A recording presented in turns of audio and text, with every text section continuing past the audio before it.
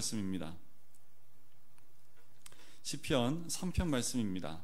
우리 같이 한 목소리로 봉독하도록 할까요? 시편 3편 1절부터 우리 8절까지 말씀을 같이 한 목소리로 읽겠습니다. 같이 읽겠습니다. 여호와여, 나의 대적이 어찌 그리 많은지요. 일어나 나를 치는 자가 많소이다. 많은 사람이 있어 나를 가리켜 말하기를 저는 하나님께 도움을 얻지 못한다 하나이다. 여호와여, 주는 나의 방패시요 나의 영광이시요 나의 머리를 드시는 자니이다. 내가 나의 목소리로 여호와께 부르짖으니 그 성산에서 응답하시는도다. 내가 누워 자고 깨었으니 여호와께서 나를 붙드심이로다. 천만인이 나를 둘러치려 하여도 나는 두려워 아니하리이다. 여호와여, 일어나소서. 나의 하나님이여, 나를 구원하소서. 주께서 나의 모든 원수의 뺨을 치시며 악인의 이를 꺾으셨나이다. 구원은 여호와께 있사오니 주의 복을 주의 백성에게 내리소서. 아멘.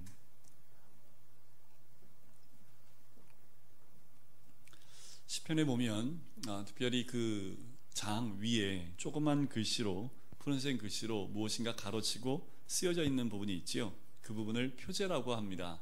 표제가 있는 시편이 있고 없는 시편이 있는데, 특별히 표제가 있는 경우, 오늘 본문 말씀이 표제가 있지요. 다윗이 그 아들 압살롬을 피할 때 지은 시라고 되어 있습니다. 그러니까 이 시편을 적을 때 상황과 배경을 알려주고 있는 거지요. 다윗이 이 시편을 쓸 때는 어떤 상황 가운데서 어떠한 마음에서 이 시를 썼는지라고 참고로 알 수 있습니다. 특별히 다윗이 시편을 언제부터 썼을까? 학자들에 의하면 목동 시절, 그러니까 어렸을 때 자기 양을 치러 나가서 목동을 치면서 하프를 뜯으면서 그때부터 시를 쓰기 시작했다라고 봅니다. 그리고 언제까지 씁니까? 보면 사울에게 쫓김 당할 때도 쫓겨담을 당하며 죽을 고생을 하는 그 가운데에도 시를 쓰는 모습을 봅니다. 그래서 이 시편 150편 가운데 거의 7, 80편, 거의 반 이상이 다윗이 쓴 시편입니다. 근데 오늘 시편을 보면 더 뒤쪽 얘기지요. 압살롬에 쫓겨났다는 얘기는 뭡니까? 이미 왕이 되었을 때 이제 자기 아들의 반란에게서 쫓겨남을 당하는 그 과정 가운데 쓴 시편입니다. 시간을 보면 한참 뒤의 사건이지요. 그래서 시편을 앞에서부터 읽어보면 시대순으로 또 연대기 순으로 기록되지 않았다고 생각하시면 됩니다. 그건 특별히 3편부터 왜 갑자기 이 고난의 시, 또 비탄시, 탄원시라고 하는 이 시를 썼을까라는 거죠. 왜 3편에서 이 시를 먼저 드러내 보이고 있을까? 그것은 아마 이유일 겁니다. 고난 가운데 있는 백성들, 또는 아픔 가운데 있는 백성들이 부르짖어 기도하는 그 모습 가운데 이 3절에 있는 그 말씀이 도움이 되기 때문이다라는 거지요. 어려울 때 성도들은 정말 목숨을 걸고 하나님께 의지하게 되지요. 그야말로 가장 순수하게 하나님께 기도하기 때문이기도 합니다.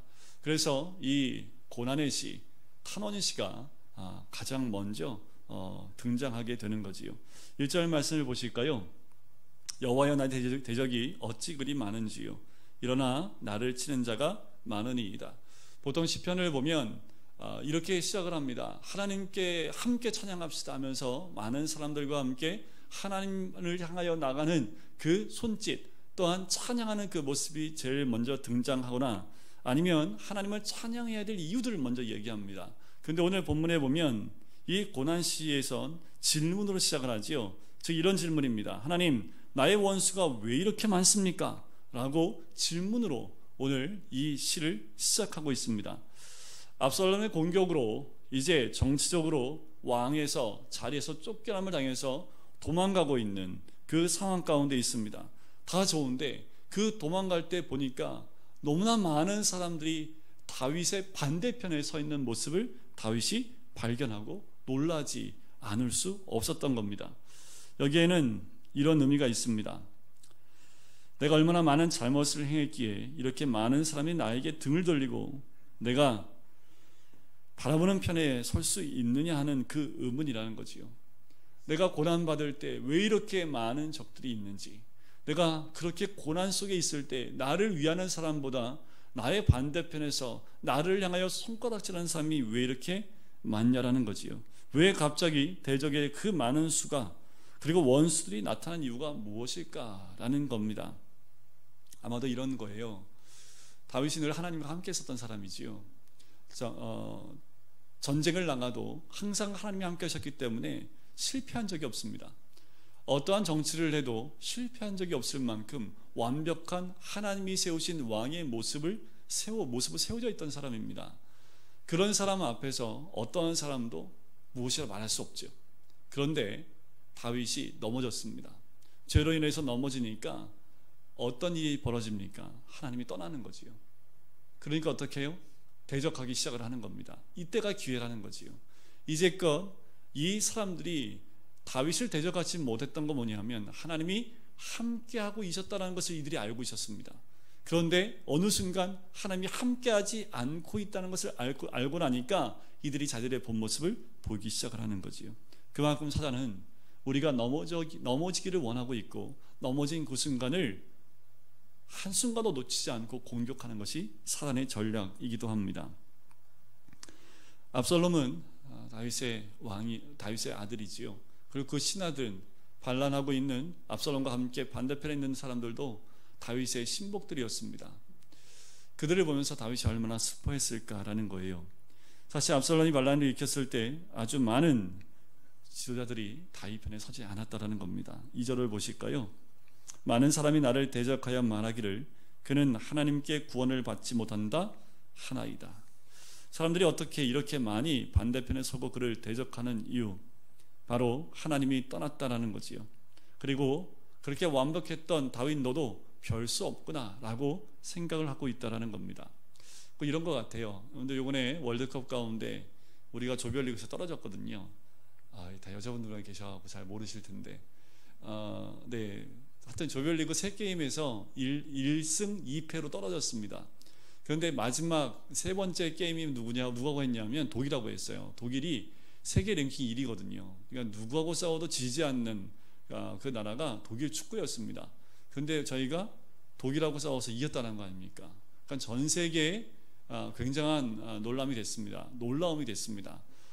우리가 피파 랭킹이 56위 정도 되는데 이 독일 1위잖아요. 그러니까 도저히 이길 수 있는 방법이 없고 모든 사람들이 다 진다라고 했는데 이겼다라는 거지요. 자, 이것이 알려짐을 통해서 많은 나라들이 이제 독일을 어떻게 생각할까요? 해볼만 하다라는 거지요. 왜? 한국도 이겼는데 그런 마음이 든다라는 겁니다. 어떻게 보면 다윗이 독일과 같은 거지요. 그렇게 든든하고 강했던 다윗이 한번 쓰러지고 나니까 누구나 다 한 번쯤은 그렇게 접근하고 싸워볼만 하다라고 쉽게 생각해 버린다라는 겁니다. 그는 하나님께 구원을 받지 못한다라고 하면서 하나님의 이름을 욕하고 하나님과 떨어져 있는 다윗을 대적하기 시작을 합니다. 좀 전에 말씀을 드렸지만 다윗은 죄를 졌습니다. 무슨 죄일까요? 밧세바를 범한 죄. 그 죄로 인해서 계속 연결되어지는 고난이 닥쳐오는데 이제 하나님이 함께했던 그 능력이 사라졌다라는 거지요. 자, 삼손을 한번 생각해 볼까요? 삼손이 하나님의 영광이 함께할 때는 어땠습니까? 이 나귀 턱뼈 하나로도 1000명을 죽이는 그런 능력을 나타냈습니다. 그런데 드릴라에 의해서 그가 속임당하고 죄 가운데 넘어지니까 어떻게 해요? 눈이 뽑히지요. 그지요? 그리고 모든 힘의 근원이 다 잘려버립니다. 그래서 뭐 했습니까? 짐승처럼 그냥 짐승이 하는 일을 대신하고 있었던 삼손의 모습을 보게 됩니다. 하나님이 함께 했을 때는 그 누구도 범접할 수 없었던 삼손이지만 죄로 인해서 넘어져서 하나님의 영광이 떠나고 나니까 이제 힘을 발휘할 수 없는 그냥 그 보통 사람과 같이 되어졌고, 그래서 어떻게 해요? 하나님이 욕을 들어먹게 되게 되는 거지요. 여러분들 이걸 아셔야 됩니다. 우리가 하나님과 함께 했던 사람이 죄로 인해서 넘어지면 그 모든 그 욕을 나뿐만 아니라 하나님도 듣게 된다라는 거지요. 사실 다윗이 이런 공경에 빠진 것은 자기 잘못에서 비롯된 것이지요. 할 말이 없을 거 아닙니까? 죄 때문에 이렇게 됐는데. 그럼에도 불구하고 다윗은 뭐예요? 부르짖기 시작을 한다라는 거지요. 다윗이 부르짖을 수 있었던 근거가 뭘까요? 자기가 죄 가운데 있었고 죄를 범한 그 죄가 있긴 하지만 여전히 다윗은 하나님을 어떻게 해요? 사랑하고 있기 때문에 그렇습니다. 우리가 죄를 범하면 하나님을 미워하는 겁니까? 그렇지 않지요. 우리 모든 성도님들이 갖고 있는 가장 큰 특권이 뭐냐면 아무리 죄 가운데 있다 할지라도 하나님을 사랑하는 그 마음이 우리 가슴 가운데 있다라는 겁니다. 하나님은 그 마음을 알아요. 다윗은 그 하나님을 사랑하기 때문에 또 하나님 앞에 나와서 그 사랑하는 마음으로 무릎 꿇고 기도하기 시작을 한다라는 겁니다. 베드로를 회복시키기 위해서 예수님이 요한복음 21장에 나타나셔서 여러 가지를 묻지요. 똑같은 말을 3번 묻습니다. 네가 나를 사랑하느냐 라는 거지요. 베드로는 사랑한다는 3번이나 반복되는 고백을 합니다. 베드로가 어떻게 했게요? 예수를 모른다라고 부인했던 사람이고 저주하고 원망했던 그 베드로였지만 예수님이 질문할 때 사랑한다라고 고백했던 그 베드로의 마음이지요. 다윗도 마찬가지입니다. 고통 가운데서 다윗은 하나님께 3가지 고백을 드려요. 3절 말씀입니다. 3절 같이 한번 읽어볼까요? 시작. 여호와여 주는 나의 방패시요 나의 영광이시요 나의 머리를 드시는 자이시니이다. 첫 번째로 뭐라고 고백합니까? 하나님은 나의 방패입니다. 자, 이 고난이 왜 왔을까요? 고난은 하나님이 나를 죽이려고 주시는 그 칼이 아니라는 겁니다. 이 고난은 나를 죽이려고 하고 심판하여 나를 죽이려고 하는 그 고난이 아니라는 거예요. 나를 대적하는 원수들은 나를 고치기 위해서 주시는 하나님의 수단일 뿐이지 그 원수는 나를 죽일 수 없다라는 겁니다. 악한 자들은 어느 선 이상을 넘어서 다윗을 해치지 못한다라는 거지요. 예를 들면 이런 거예요.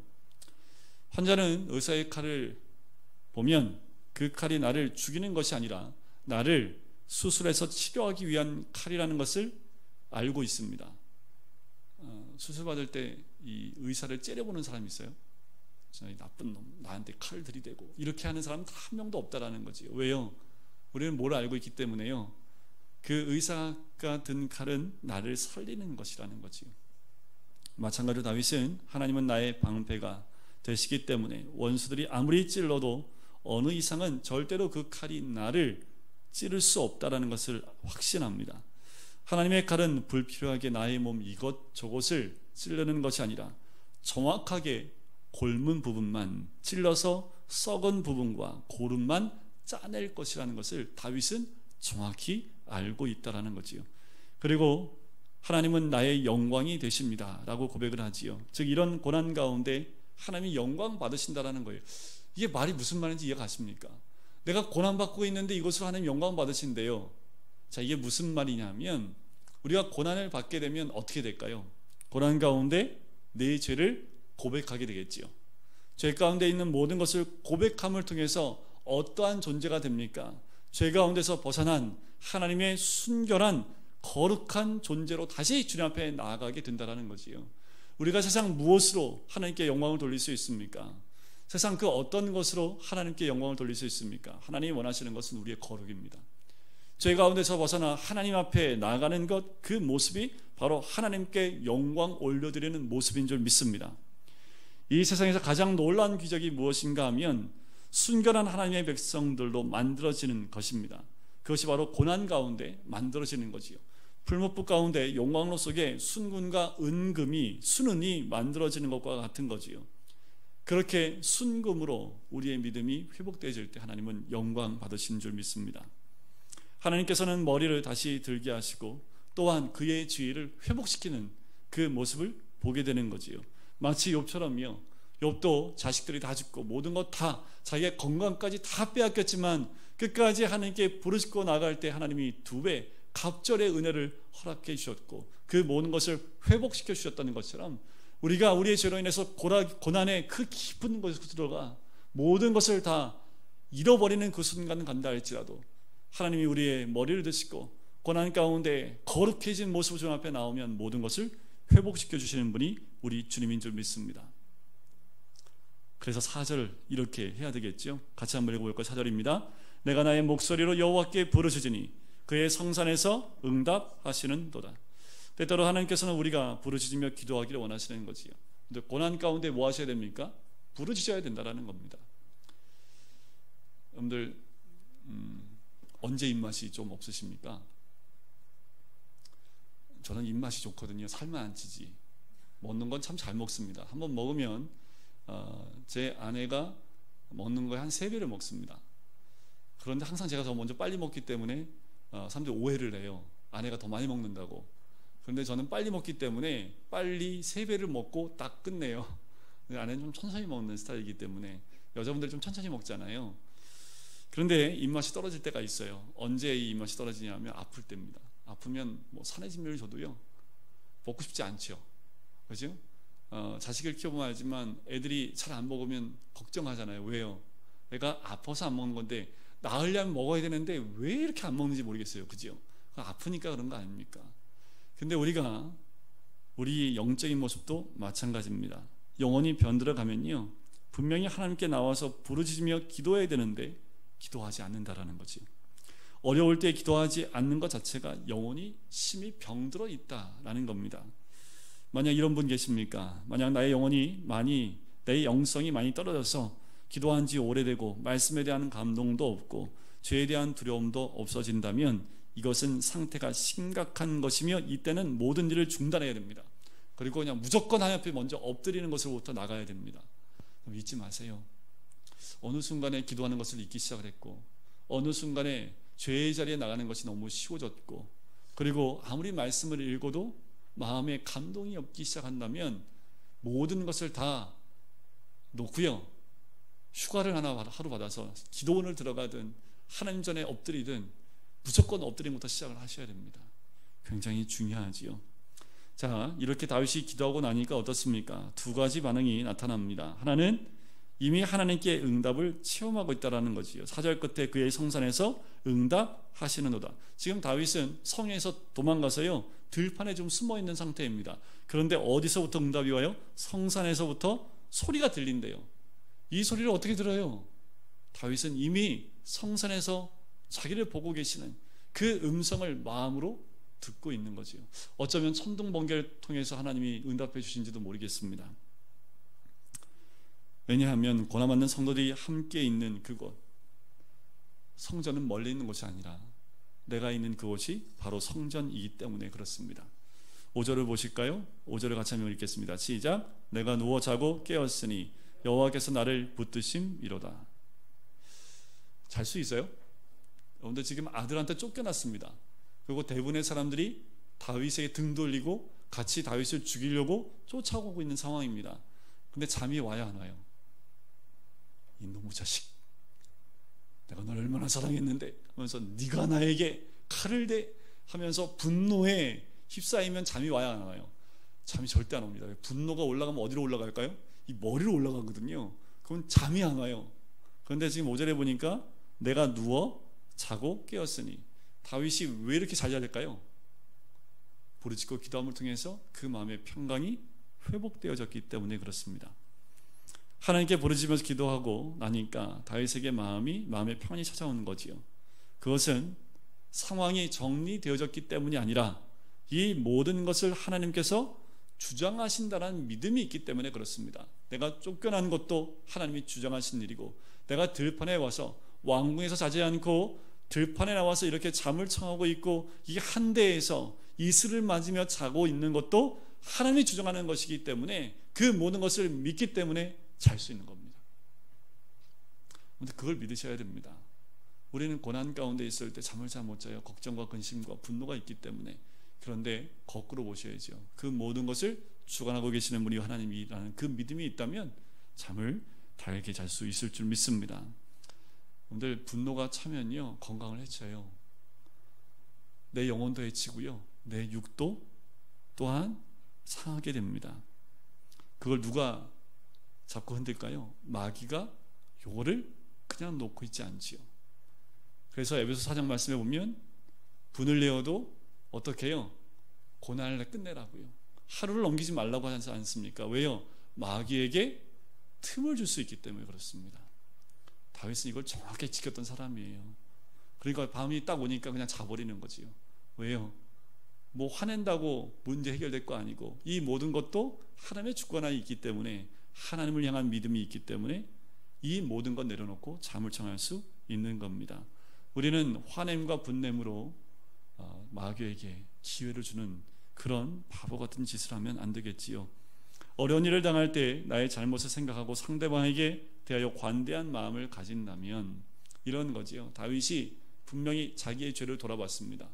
그리고 압살롬이 그 자기 죄 때문에 쓰임받고 있다는 것을 알게 되니까 어떻게 해요? 압살롬은 마음으로 용서할 수 있게 되는 거지요. 이미 이 사람은 이 시험을 이긴 것이지요. 시온에서 하나님이 응답하신 것입니다. 용서가 내 마음에 들어왔다면 이미 하나님이 응답하신 거지요. 그 다음부터는 하나님께서 다시 자기를 도우시는 것을 체험하게 됩니다. 하나님께 부르짖으면서 기도한 후에 어떤 확신을 가지게 되냐면 6절을 보실까요? 천만인이 나를 애워싸 진친다 하여도 나는 두려워하지 아니하리라. 천만인이면 몇 명입니까? 수도 없이 많은 사람들이지요. 그 모두가 나를 대적하여도 두렵지 않다라는 겁니다. 그 이유가 무엇입니까?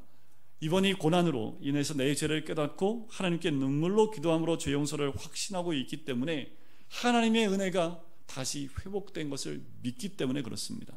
하나님께서 나를 용서하셨다면 아무리 많은 사람이 내게 몰려온다 할지라도 걱정할 것이 없다라는 거지.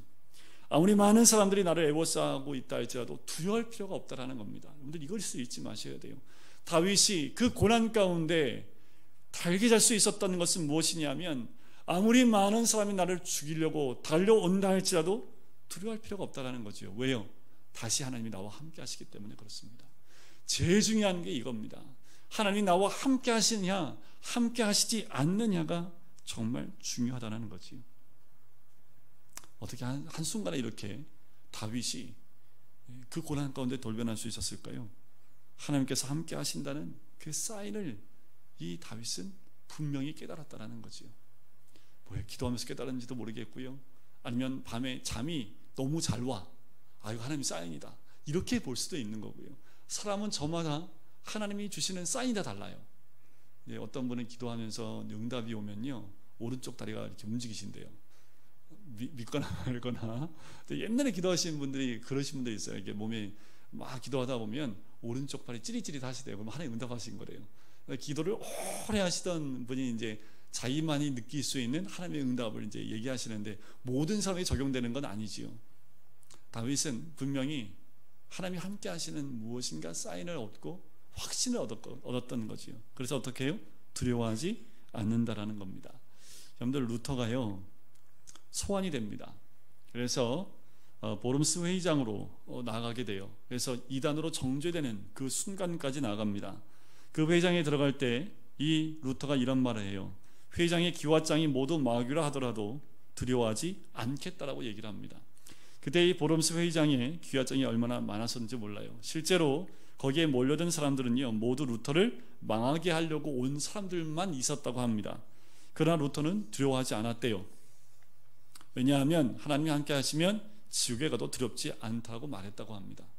하나님이 나와 함께 하시면 지옥에 가도 전혀 두렵지 않다라고 이 루터는 고백을 했다고 그래요.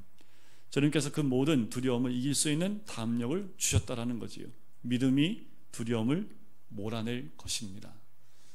내 주변에 어떤 어려움이 있다 하더라도 우리가 믿음만 있으면 그 모든 두려움을 이길 수 있을 줄 믿습니다. 두 번째로 하나님께 부르짖으면 하나님의 판단을 믿게 됩니다. 7절이지요. 7절 말씀 같이 읽을까요? 시작. 여호와여 일어나소서 나의 하나님이여.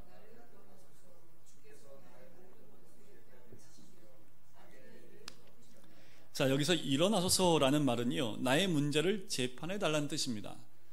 주여 일어나소서, 여호와여 일어나소서라는 말은 하나님 앞에 재판하러 나가겠습니다라는 거예요. 사람이 재판하면 그리고 증인들이 나오면 다 왜곡될 수 있습니다. 돈을 받고 왜곡된 재판을 할 수 있겠지요. 그렇지만 주를 믿는 우리에겐 어떤 믿음이 있어야 되냐면 마지막 최종 심판은 누구 앞에 갑니까? 하나님 앞에 간다라는 거지. 마지막 재판은 하나님이 재판장 되시는 그곳 가운데 나가서 호소할 수 있다라는 겁니다. 그때 하나님께서는 세상의 권력을 뒤집어 엎어버립니다. 한순간에 왕이 폐위되기도 하고 나라가 망하기도 합니다. 왜냐하면 의인들의 기도를 들으시기 때문이지요. 우리의 기도를 들으시는 분, 마지막 순간에 그 모든 것을 역전시켜 주시는 분이 우리 하나님이십니다. 여기서 원수의 뺨을 치는 것은 그들이 더 이상 거짓말을 하지 못하도록 때리치시는 것과 마찬가지입니다. 더 이상 그들이 거짓을 하지 못하게 하겠다라고 말씀을 하는 거지요. 8절을 보실까요? 구원은 여호와께 있사오니 주의 복을 주의 백성에게 내리소서. 하나님은 얼마든지 상황을 뒤집을 수 있는 분입니다. 그래서 믿음은 어려울 때 세상 사람들과 정반대되는 길을 택하게 하는 거지요. 모든 사람들이 그렇게 간다 할지라도, 죄된 곳으로 쏠려간다 할지라도 믿음 있는 사람은 그 죄에서 벗어나 하나님으로 향하여 몸을 돌이킬 수 있는 그 믿음이 있는 사람들입니다. 성도는 오히려 세상적인 방법을 포기하고 하나님을 택하는 사람들이지요. 어려움 가운데 있는 성도의 복이 무엇입니까? 그것은 기도할 수 있는 것이고 하나님께서 그 기도에 응답해 주시는 것, 그것이 참다운 복인 줄 믿습니다. 아무리 사면이 막혀있다 할지라도 뚫린 곳이 한 군데 있지요. 저 하늘은 뚫려 있습니다. 하늘의 문을 여셔서 이곳에 임재하소서. 우리가 드리는 찬양 모두가 동서남북인 좌우를 살피는 것이 아니라 하늘을 바라보는 것이지요. 믿음의 사람들은 사람을 보지 않고 환경을 보지 않습니다. 오로지 하나님만을 바라보는 그 믿음이 있다라는 거지요. 우리가 다윗의 이 시를 통해서 깨닫게 되는 것은 무엇입니까? 한 가지 정말 조심해야 될 것, 죄에 넘어지면 안 된다는 겁니다. 우리 성도들이 몰래 죄를 짓는 것은 마치 사나운 개에게 그 목에 줄을 풀어놓는 것과 같은 거예요. 여러분들, 우리 안에 죄로 인해서 넘어지지 않도록 그 죄 가운데 머물러 있으면 안 된다라는 거지요. 하나님의 백성들은 죄 짓는 것을 가장 두려워해야 합니다. 돈을 두려워할 필요 없고요, 세상을 두려워할 필요 없습니다. 정말 두려워하는 것은 죄입니다. 죄가 내 삶 가운데 들어와서 나를 넘어뜨리기 시작하면 그 순간부터 나는 세상 모든 원수들을 만나 그 원수에 또한 쫓김당하는 고난 가운데 갈 수 있기 때문에 그렇습니다. 그러나 설사 죄에 빠져서 하나님으로부터 버림받는다 하더라도 소망이 있는 이유가 무엇입니까? 우리는 여전히 하나님을 사랑하고 있고 부르짖으면 응답하시는 그 믿음이 우리에게 있기 때문에 그렇습니다. 우리 성도는 참으로 귀한 존귀한 자들입니다. 마귀는 것을 자꾸 잊어버리게 하고 작은 죄를 탐닉하게 만드는 것이 이 사단이 하는, 마귀가 하는 속임수입니다. 원수들에게 대하여 너그러운 마음을 가질 필요 없지요. 우리 삶의 모든 죄를 잘라내야 됩니다. 그리고 나로 하여금 아직도 바닥에 있게끔 만드는 모든 것 주 앞에 다 내려놓고 하나님이 나와 함께 하시면 그 지위를 다시 회복시키는 것은 한순간이고 모든 것을 한순간에 뒤집어서 하나님 편으로 인도하시는 분이 우리 하나님인 줄 믿습니다. 오늘도 우리는 다윗처럼 혹여나 고난 가운데 있는 분들이 있다면 그 믿음 가운데 나아가고 나의 모든 죄 주 앞에 다 고백하고 다 털고 하나님의 은혜 가운데 나아가 다시 회복할 뿐만 아니라 주께 부르짖음으로 내 안의 평강을 회복하고 하나님의 은혜 가운데 모든 것이 회복되어져 거꾸로 믿음으로 그 모든 원수를 이길 수 있는 그 힘을 얻으시는 우리 모든 성도님 되시기를 주님의 이름으로 간절히 축원드립니다.